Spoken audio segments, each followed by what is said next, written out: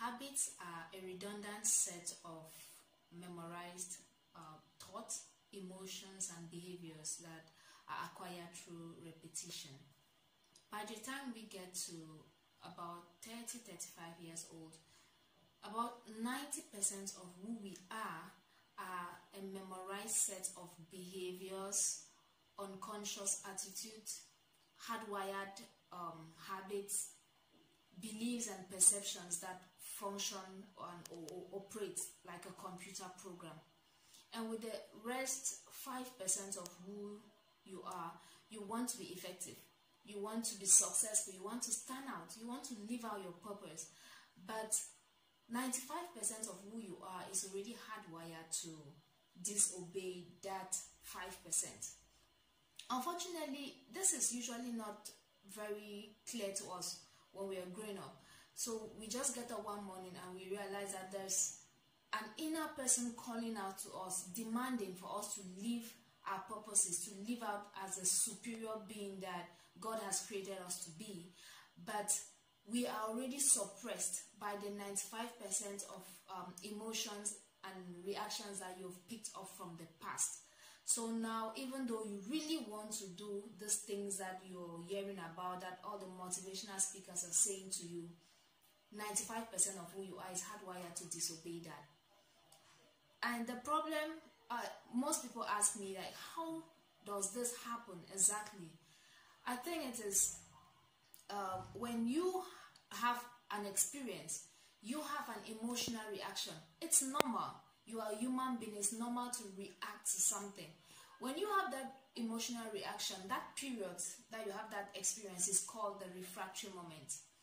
Now, within that refractory moment, it's when you realize that something has just happened. So you react to it. We all react to situations differently. I'll take an example of verbal abuse. That one happens to the best of us. So you have that emotional reaction to it. But if you let that emotional reaction go past a day, 2 days, and up to a week, it becomes a mood. So people can look at you in the office or in school, and they're like, what's happening to you these days? Like, there's something different about you, because they've noticed an emotional reaction that has gone too long. And now if you let that emotional reaction continue for months, it becomes a temperament. Now you become scared of other situations. You're always anticipating. You're anticipating trouble. Someone is coming to say something to you, and you're already anticipating that you might have that same experience you had with the other one. If you let this emotional reaction get past months and into years, it now becomes a habit. And now people can describe you with something that was meant to be just an emotional reaction for a few minutes.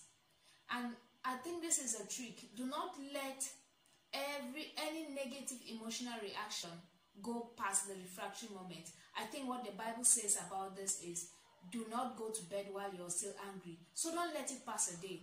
As long as you know that this is not something good for me, this is an emotional reaction that can destroy my life, don't let it pass a day.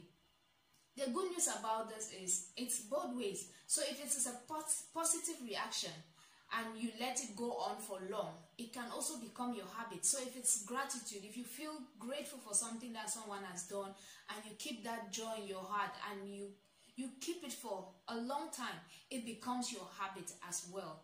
Now, talking about the negative emotions, I know it's not very easy to forget something that someone has done to you that hurt you. The trick you should learn is to do away with the emotional charge. You can't forget it easily, but don't let the pain, the emotional baggage weigh on you. So learn to keep the emotional charge away, because memory without the emotional charge is wisdom.